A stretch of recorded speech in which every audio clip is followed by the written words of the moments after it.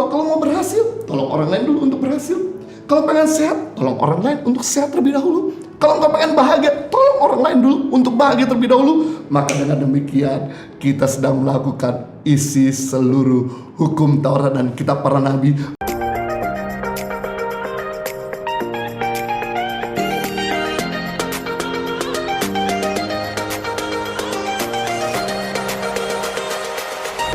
Saya mau bagi pada kita semua mengapa kita perlu saling menghargai. Yang pertama, karena perintah firman Tuhan. Matius pasal 22 ayat 37 sampai 39. Jawab Yesus kepadanya, kasihlah Tuhan Allahmu dengan segenap hatimu, dengan segenap jiwamu, dengan segenap akal budimu. Itulah hukum yang terutama dan yang pertama. Dan hukum yang kedua yang sama dengan itu ialah kasihlah sesamamu manusia seperti dirimu sendiri. Yesus mengajarkan hukum terutama, hukum pertama, hukum terpenting, hukum terbesar, yaitu menghargai Tuhan, mengasihi Tuhan, dan mengasihi dan menghargai sesama. Berarti kalau Yesus mengajarkan ada hukum terpenting, ada hukum terutama, pasti juga ada dosa terutama di dunia ini. Apa itu dosa terutama di dunia ini? Apa itu dosa terbesar di dunia?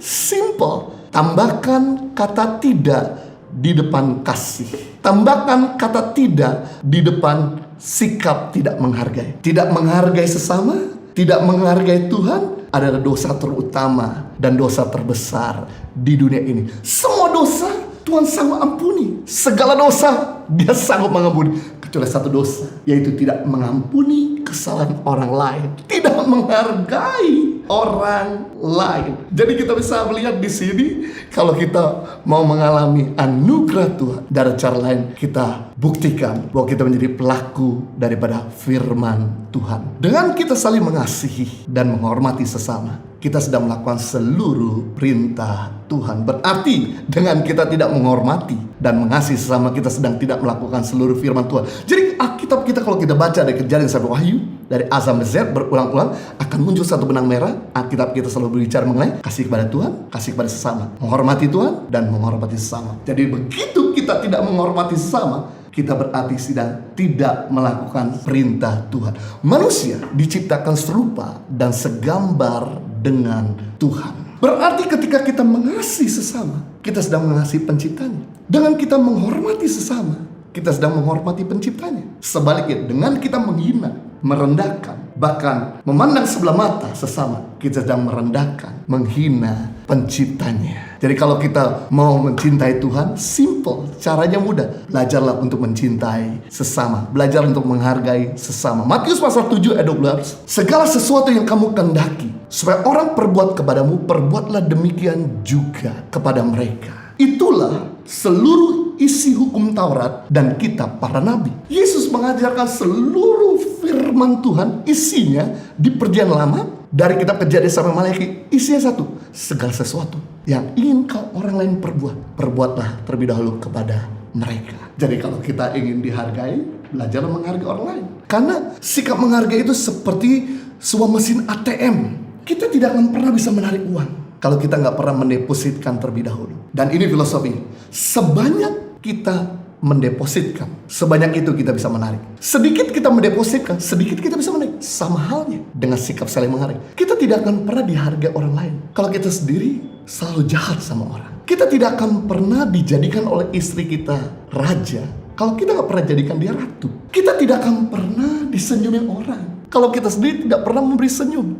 Jadi kita ingin seringkali suami atau istri kita berubah dari sikap yang buruk, namun kita nggak pernah memberikan pujian dan penghargaan. Kita seringkali ingin usaha kita, pekerjaan kita mengalami kemajuan, namun kita lupa untuk menghargai dan mengapresiasi setiap konsumen dan setiap karyawan kita. Jadi apa saja yang orang lain ingin perbuat kepada kita, perbuat terlebih dahulu kepada mereka. Jadi kalau engkau pengen diangkat, dipromosikan, prinsipnya angkat dan promosikan orang yang terlebih dahulu. Jangan pakai gaya suiki. Kalau kita mau naik ke atas dengan sikut kanan, sikut kiri, tekan kanan, tekan kiri, memang Anda bisa naik ke atas dengan cara-cara demikian. Tapi orang yang Anda sikut, orang yang Anda tekan, mereka nggak tinggal diam.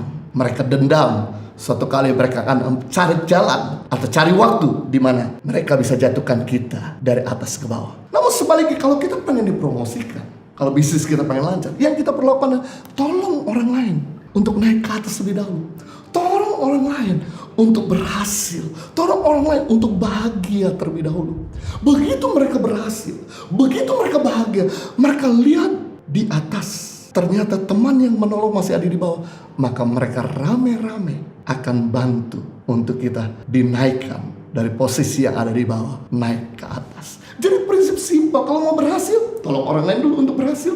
Kalau pengen sehat, tolong orang lain untuk sehat terlebih dahulu. Kalau nggak pengen bahagia, tolong orang lain dulu untuk bahagia terlebih dahulu. Maka dengan demikian, kita sedang melakukan isi seluruh hukum Taurat dan kitab para nabi, bahkan kitab Kejadian sampai Wahyu.